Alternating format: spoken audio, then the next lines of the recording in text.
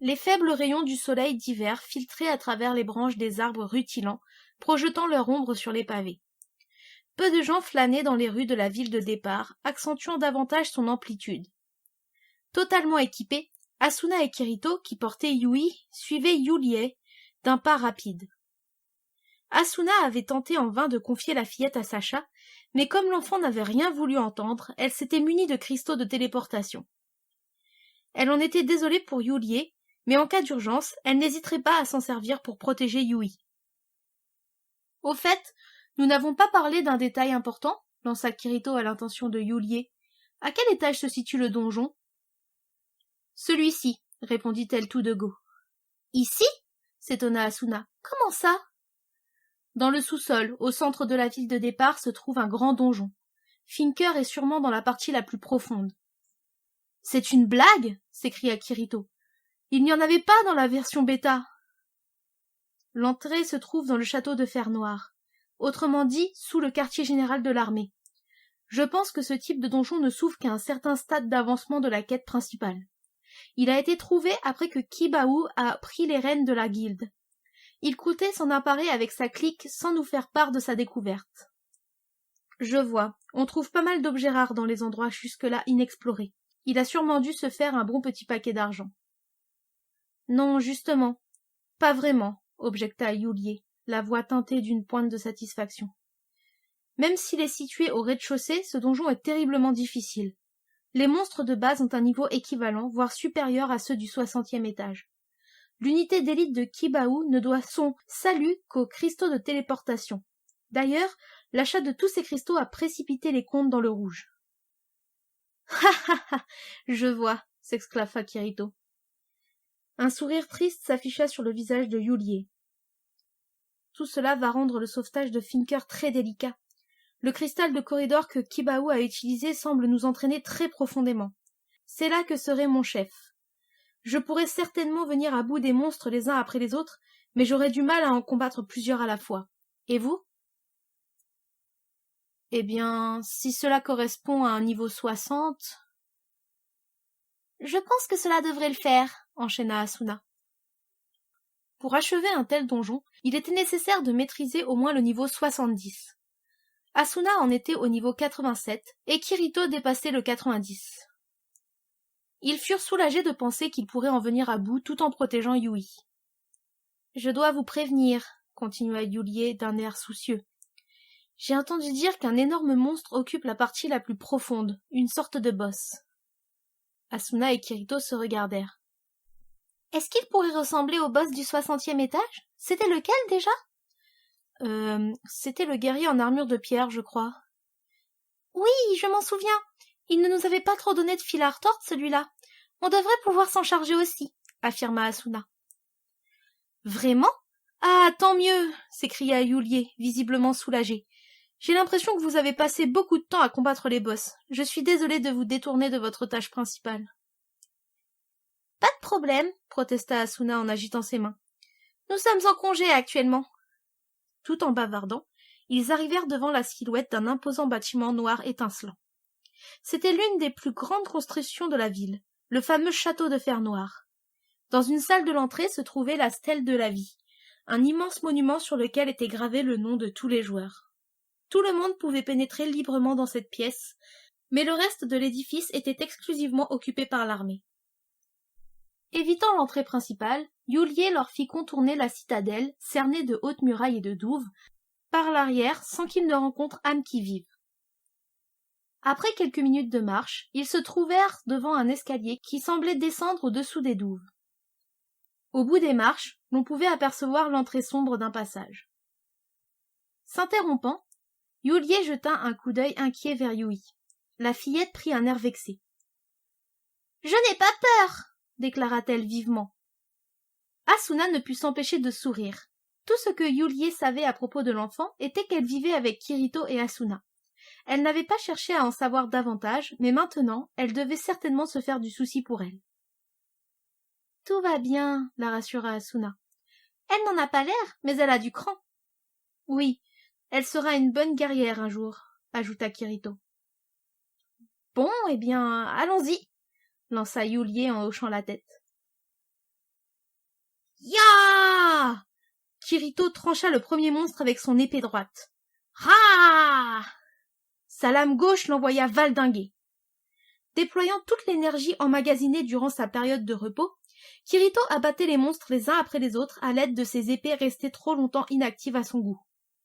Ni Asuna tenant Yui par la main, ni Yulie muni de son fouet n'avaient besoin d'intervenir. Dès qu'un groupe de monstres apparaissait, qu'il s'agit d'énormes grenouilles à la peau visqueuse ou d'écrevisses géantes dotées de pinces noires et brillantes, Kirito se jetait dans le tas avec vigueur. Déchaînant une tempête de coups, il tranchait et éliminait tout ce qui se trouvait sur son chemin. Yulie, bouche bée et les yeux écarquillés, contemplait Kirito accomplir une performance digne d'un berserker. C'était pour elle un spectacle complètement éloigné de ce qu'elle avait l'habitude de voir en combat. Les encouragements énergiques de Yui contribuaient à atténuer la tension. « Allez, papa, vas-y !» criait-elle de sa petite voix. Cela faisait déjà quelques minutes qu'ils avaient pénétré dans le profond donjon de pierre noire. Il était encore plus peuplé de monstres qu'ils ne l'avaient imaginé, mais grâce à la puissance des épées de Kirito, Asuna et Yulie ne se fatiguèrent pas.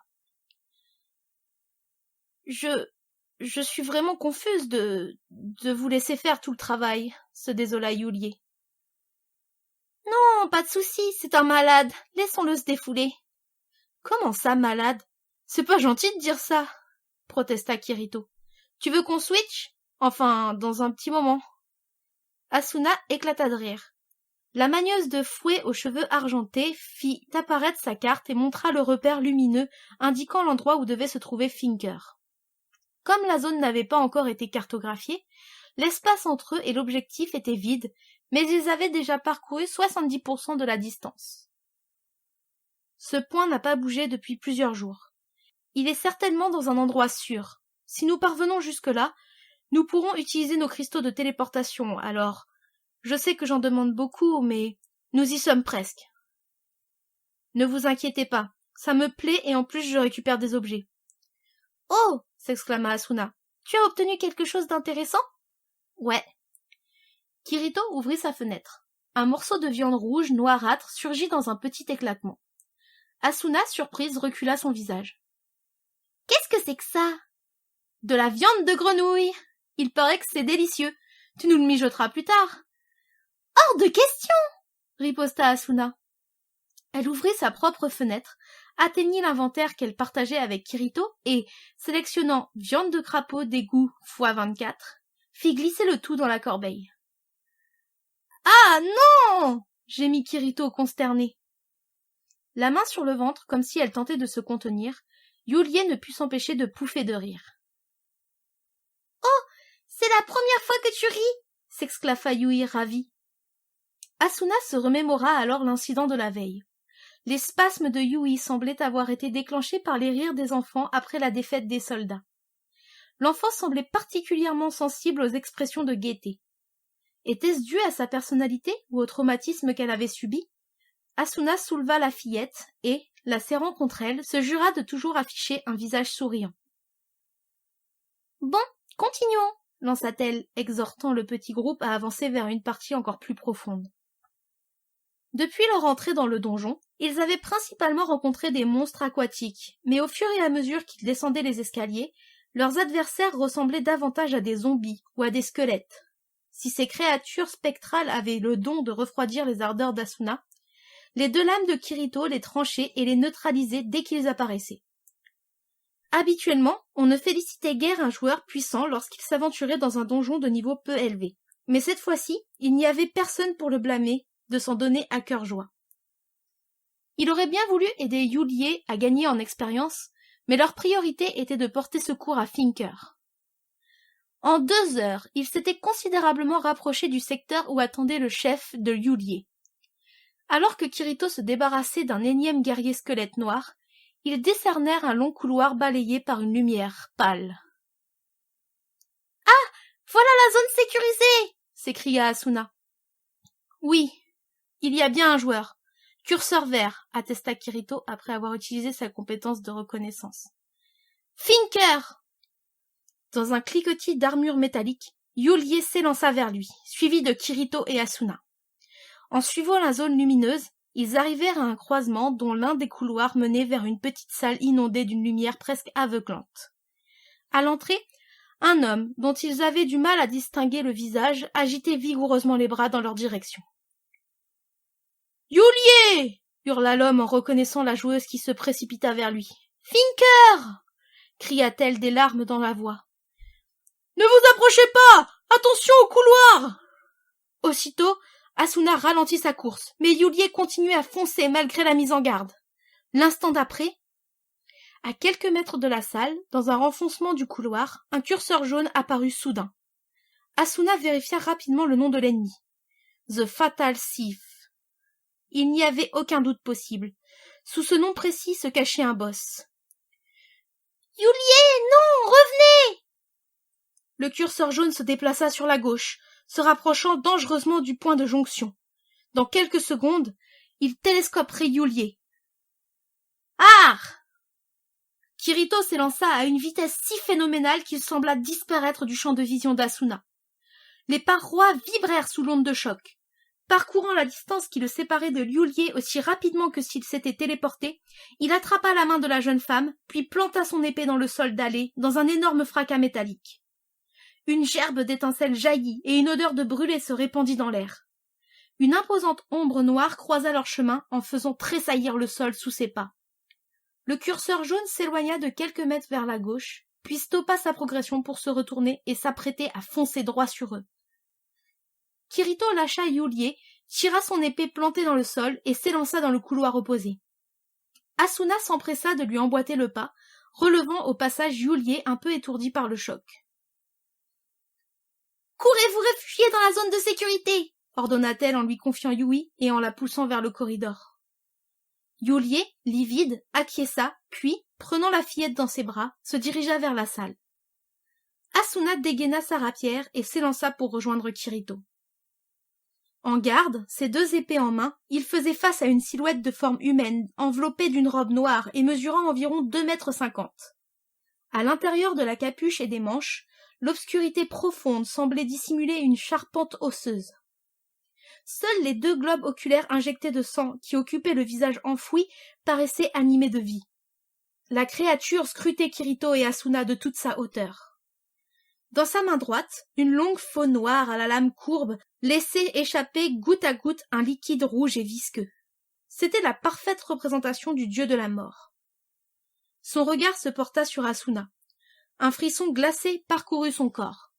C'était comme si la peur voulait envahir son cœur. « Il ne peut pas être d'un niveau trop élevé, » pensa-t-elle en se mettant en garde. « Asuna, file dans la salle avec les autres, » recommanda Kirito d'une voix rauque. « Utilisez un cristal pour vous enfuir. »« Quoi ?»« Il n'est pas comme les autres. J'ai beau chercher, je ne trouve rien sur lui avec ma compétence de reconnaissance. Je suis sûre que c'est un boss de niveau 90. » Asuna se raidit, le souffle coupé par l'annonce. Le dieu de la mort se rapprochait d'eux. « Je vais tenter de gagner du temps, alors dépêche-toi de partir. »« Et si on fuyait ensemble ? » ?»« Je te suivrai, va-t'en !» Un cristal de téléportation, dernier recours pour s'échapper d'une situation désespérée, n'était pas toujours la panacée. Un délai de plusieurs secondes était nécessaire entre le moment où le joueur sortait son cristal, annonçait la destination, et celui où la téléportation avait réellement lieu. Si un monstre attaquait dans ce laps de temps, tout le processus était annulé. On déplorait souvent des pertes lorsque des joueurs brisaient l'équilibre d'un groupe en tentant de s'enfuir dans la précipitation. Asuna hésita. Kirito était sûrement assez rapide pour atteindre la zone de sécurité, cependant ce boss semblait effroyablement vif. Que deviendrait-elle si elle fuyait et que Kirito ne suivait pas? Cette pensée lui était insupportable. Elle jeta un œil au fond du couloir. « Pardonne-moi, Yui, je t'avais promis de rester à tes côtés. »« Youlié, je vous confie, Yui! Fuyez tous les trois !»« Non, je ne peux pas !» s'exclama la manieuse de fouet, le visage glacé d'effroi. « Dépêchez-vous !» Au même moment, le dieu de la mort déclencha une attaque virulente en brandissant sa faux. Des émanations putrides exhalaient des ourlets de sa robe. Faisant bouclier de son corps, ses épées croisées devant lui, Kirito protégeait Asuna, qui se cramponnait de toutes ses forces à son dos. L'adversaire, sans se soucier de la rapière d'Asuna qui était venue s'ajouter aux lames de Kirito, asséna un coup foudroyant. Un éclair rouge rayonna, suivi d'une déflagration. Asuna se sentit propulsé dans les airs. Son corps frappa le sol, rebondit, puis percuta le plafond avant de retomber lourdement. Le souffle court, son champ de vision s'obscurcit. Encore ébranlée, elle vérifia sa barre de PV et celle de Kirito. Les deux avaient déjà baissé de moitié. La cruelle couleur jaune indiquait qu'il ne pourrait survivre à une nouvelle attaque. Elle devait se relever, elle le savait, mais son corps refusait de bouger. C'est alors que... Elle entendit le claquement de petits pas précipités qui s'élançaient au-devant du danger. Deux jambes fines, des cheveux longs et noirs. Yui, qui aurait dû se trouver dans la zone de sécurité, s'avançait bravement vers le dieu de la mort. « Non, va-t'en de là !» hurla Kirito en tentant de se remettre sur pied. Au même moment, le boss lança une nouvelle motion. Si le coup de faux atteignait la fillette, sa barre de PV serait réduite à néant. Asuna s'efforça de crier pour la mettre en garde, mais les mots restèrent coincés dans sa gorge. Soudain, quelque chose d'incroyable se produisit. « Papa, maman, tout va bien !» assura Yui tandis qu'elle s'élevait doucement comme si des ailes invisibles la propulsaient dans les airs. Elle se figea à 2 mètres au-dessus du sol et tendit sa petite main devant elle. « Yui, non, enfuis-toi !» Comme pour dissiper les cris d'Asuna, le bout acéré de la faux fondit sur la menotte blanche, entraînant dans sa trajectoire un rayon lumineux rouge foncé. Cependant, la pointe cruelle ne rencontra pas la main pure de l'enfant, mais un mur violet luminescent sur lequel elle vint rebondir avec fracas. Asuna fixait avec stupéfaction le message du système qui venait d'apparaître devant Yui. Immortal Object. Ce statut qu'aucun joueur ne pouvait jamais obtenir, l'immortalité. Déboussolé par cette situation, le dieu de la mort faisait tournoyer ses globes oculaires dans leur cavité. Quelques instants après, dans un grésillement retentissant, un orbe enflammé entoura la main de Yui, puis se métamorphosa en une immense épée dont la lame ardente semblait pouvoir s'allonger à l'infini. Comme consumés par le feu, les vêtements chauds de la fillette se volatilisèrent, laissant place à la robe blanche usuelle. Les flammes enveloppaient entièrement la petite, mais ne semblaient avoir aucun effet sur elle. Yui brandit la longue épée et, sans la moindre hésitation, attaqua le dieu noir. La lame dessina un arc de cercle embrasé. Bien que ce boss ne fût qu'une combinaison de divers algorithmes élaborés par le système, Asuna eut clairement l'impression de discerner de la peur dans les yeux injectés de sang. Le glaive brûlant fendit l'air dans un terrible grondement. Sur la défensive et presque impressionné par cet enfant si frêle, le dieu de la mort positionna son arme acérée devant lui, prêt à parer l'attaque. La grande épée incandescente s'abattit tout droit et percuta violemment la hampe de l'énorme faucille. L'espace d'un instant, les adversaires s'immobilisèrent, mais, avant que quiconque ne comprenne ce qui se passait, l'épée de Yui pénétra dans le manche, faisant fondre le métal comme un vulgaire morceau de beurre. Sous l'effet du souffle brûlant, la robe et les cheveux de la petite fille ondoyaient vigoureusement, et de larges gerbes d'étincelles teintaient l'espace d'une lueur orangée. Finalement, dans le fracas d'une explosion, la fosse scinda en deux. Aussitôt, libérant d'un coup toute l'énergie emmagasinée dans son arme transformée en colonne de flammes, Yui frappa avec force la tête du boss. Urgh! Face à l'extrême intensité thermique de la boule qui apparut au même moment, Kirito et Asuna plissèrent les yeux et se couvrirent le visage de leurs bras. L'orbe enflammé explosa en une multitude de volutes brûlantes qui vinrent envelopper le dieu de la mort avant de l'emporter au bout de la galerie. Le grondement de la pulvérisation couvrit largement les gémissements d'agonie du monstre. Quand Kirito et Asuna rouvrirent les yeux, quelques flamèches virevoltaient ici et là, mais le boss avait bel et bien disparu. Seul Yui se tenait debout, tête baissée au milieu du couloir. L'épée ardente reposant pointe au sol se mit soudain à fondre, puis se désintégra dans un torrent de flammes. S'aidant de sa rapière, Asuna se releva, bientôt suivi de Kirito. Chancelant, ils se dirigèrent vers la petite fille. « Yui !» appela Asuna d'une voix rauque. À son nom, la fillette se retourna. Un léger sourire flottait sur ses lèvres, mais ses yeux noirs étaient remplis de larmes. Papa, maman, je me souviens de tout maintenant. La zone de sécurité au plus profond du donjon formait un carré parfait accessible par une entrée unique. Au centre se trouvait un bloc en pierre noire polie sur lequel Yui était maintenant assise face à Kirito et Asuna. Yulie et Finker avaient rejoint la surface peu de temps auparavant. Depuis sa révélation, Yui était demeurée muette, l'air affligé. « Yui !» appela doucement Asuna. « Tu te souviens? Tu as retrouvé la mémoire? Que t'est-il arrivé ?» L'enfant opina de la tête, puis commença à parler. « Oui, je vais tout vous expliquer, Kirito, Asuna. » En entendant cette phrase exprimée de manière si formelle, le cœur d'Asuna se serra. Elle eut la triste certitude que quelque chose était désormais terminé. La voix de Yui résonna dans la pièce. Le monde de Sword Art Online est contrôlé par un système gigantesque appelé Cardinal, qui régule tout d'après sa propre estimation. Il a été conçu de façon à ne pas nécessiter d'intervention humaine. 2 programmes principaux corrigent mutuellement les erreurs, et une infinité de sous-programmes gèrent les différents paramètres du monde, comme l'intelligence artificielle des monstres, celle des PNJ, ou bien la fréquence d'apparition de l'argent et des objets. Tout est sous le contrôle de Cardinal. Toutefois, une tâche ne pouvait être confiée qu'à des hommes, la surveillance des troubles psychologiques des joueurs. Seuls des humains étaient capables de les analyser et de les soigner. Des dizaines de personnes auraient dû être recrutées à cette intention. « Le MJ, » murmura Kirito.